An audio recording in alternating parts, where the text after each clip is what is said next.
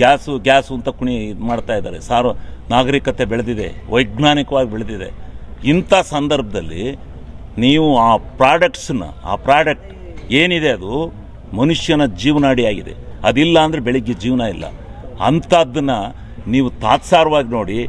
ಎಲ್ಲನೂ ಐದು ರಾಜ್ಯದ ಚುನಾವಣೆ ಆಗೋವರೆಗೂ ಭದ್ರವಾಗಿ ಇಟ್ಕೊಂಡ್ರಿ. ಯಾರು ಹೇಳಿದರು ನಾವು ಮಾಡಲ್ಲ ಅಂತ. ಈಗ ಹೆಂಗೆ ನೀವು ಬೆಲೆ ಏರಿಸ್ತಾ ಇದ್ದೀರಿ? ದೇಶಭಕ್ತಿ ಸರ್. ಯಾವ ಭಕ್ತಿ ದೇಶದ್ದು? ಎಲ್ಲಿಂದ ಐತೆ ದೇಶಭಕ್ತಿ? ದೇಶಭಕ್ತಿ ಆಗತ್ತ ಅದು? ಬೆಲೆ ಏರಿಕೆ ಆಗೋದು ಬರೀ ರೈತ ಏನಾತನೆ ಅಂತ ಯೋಚನೆ ಮಾಡಿದಿರಾ?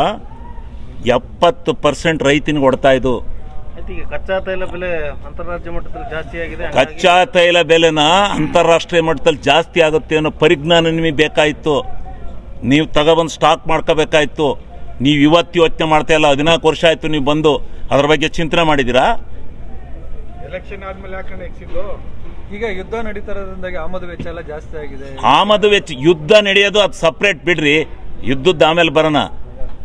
ನಿನಗೆ ಕರ್ನಾಟಕ ರಾಜ್ಯಕ್ಕೆ, ಭಾರತ ದೇಶಕ್ಕೆ ಎಷ್ಟು ಪೆಟ್ರೋಲಿಯಂ ಪ್ರಾಡಕ್ಟ್ಸ್ ಬೇಕು, ಎಷ್ಟು ಗ್ಯಾಸ್ ಇದು ವ್ಯವಸ್ಥೆ ಬೇಕು ಅಂತಕ್ಕಂಥದ್ದನ್ನು ನೀವು ತಿಳ್ಕೊಂಡು ಸ್ಟಾಕ್ ಮಾಡಬೇಕಾಯ್ತು.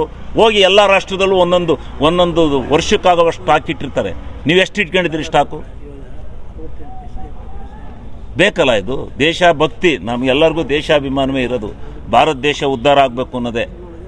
ನಾವು ಜಾತಿ ವ್ಯವಸ್ಥೆ ಒಳಗೆ ದೇಶ ಕಟ್ಟಲ್ಲ, ಅಭಿವೃದ್ಧಿನಲ್ಲಿ ದೇಶ ಕಟ್ತೀವಿ.